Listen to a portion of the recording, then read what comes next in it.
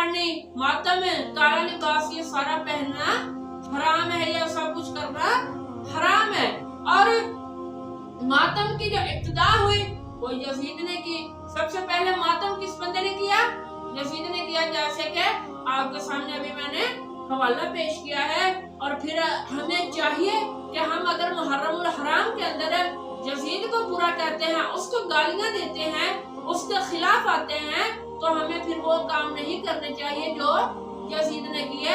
तो मातम करना यजीद का काम है और सब्र करना हुसैन का काम है। तो गुलामा ने हुसैन वो सब्र करें। और जो यह वाक़या करबला पेश आया, एक तारीख की बहुत बड़ी है एक बात है जो करबला का वाक़या पेश आया। तो वहां से जो हमें सबक मिलता है वो सब्र का ही मिलता है कि हमें किसी सूरत भी सब्र का दामन नहीं छोड़ना चाहिए। बिस्मिल्लाहिर्रहमानिर्रहीम। अजीज दोस्तों, जैसा कि आपको पता है कि आगे मुहर्रमुल हराम शुरू हो रहा है और उसमें नोहा, मातम, काले कपड़े, झंडे, ये चीज़ें बहुत कसरत से पाई जाती हैं और अक्सर ये काम सुन्नी लोग ही कर रहे होते हैं। तो आज हम जिस मौजू पर गुफ्तगू करेंगे वो यही है कि नोहा खानी, मातम और ये जो काले कपड़े हैं पहनना कैसा है। और हवाला जात ये सारे के सारे हैं शिया कुतुब से। तो शिया कुतुब से ही इंशाअल्लाह तबारक तआला हम आपके सामने हवाला जात पेश करेंगे कि जिसमें ये बात लिखी हुई है कि नोहा खाने और मातम, काले कपड़े पहनना ये सारे का सारा नाजायज और हराम काम है। अहले सुन्नत के लिए बुखारी शरीफ और मुस्लिम शरीफ के अंदर अहदीस मुबारक मौजूद है कि नबी अलैहिस्सलाम ने इरशाद फरमाया कि जो मुसीबत के वक़्त अपने चेहरे पर मारे, अपने कपड़े फाड़े, हदीस पाक का मफहूम अर्ज कर रहा हूँ, तो वो हम में से नहीं है, या एक रिवायत में है कि वो जाहिलों में से है। ठीक है, तो इस चीज की इजाजत अहले सुन्नत के नजदीक नहीं है। जहां तक रही बात शियों की, तो जिलाल उयून मुतरज्जिम इसके अंदर सफा 295 और 96 पर यह बात मौजूद है कि सबसे पहले जो मातम किया, सबसे पहले जो मातम किया ये यजीद ने किया। मातम करना ये यजीद का काम है, इब्तिदा मातम की यजीद ने की है, तो फिर मातम करना यजीद का काम है, मातम से रोकना यजीद का काम नहीं है। तो जो मातम करते हैं वो यजीद के ही इस बुरे अमल को लेकर आगे चल रहे हैं।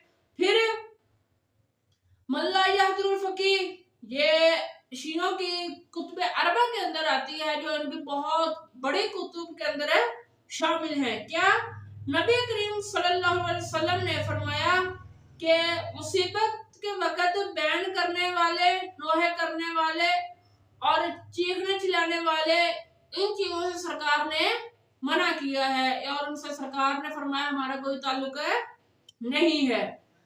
ये रिवायत मल्ला यहदुल फकीह जिल्द 4 सफा 71 पर ये बात मौजूद है। फिर आगे इमाम जाफर सादिक अलैहिस्सलाम आपने फरमाया कि काला लिबास ये जहन्नम का लिबास है। ये अल इस्तिबसार जिल्द 2 सफा 199 पर इबारत मौजूद है। फिर आगे एक और रिवायत कि काला लिबास पहनना मकरूह है, यानी नापसंदीदा अमल है।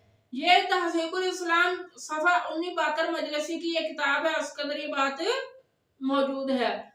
फिर आगे फरमाया काला लिबास ये मकरूह है सिवाय मोज़ा और चादर के, यानी काले कलर के मोज़े पहन सकते हैं और काली चादर ले सकते हैं। ये किसमें है? अशाफी तर्जुमा फुरूल काफी, इसकी जिल्द 2 सफा 193 और 194 पर ये बात मौजूद है।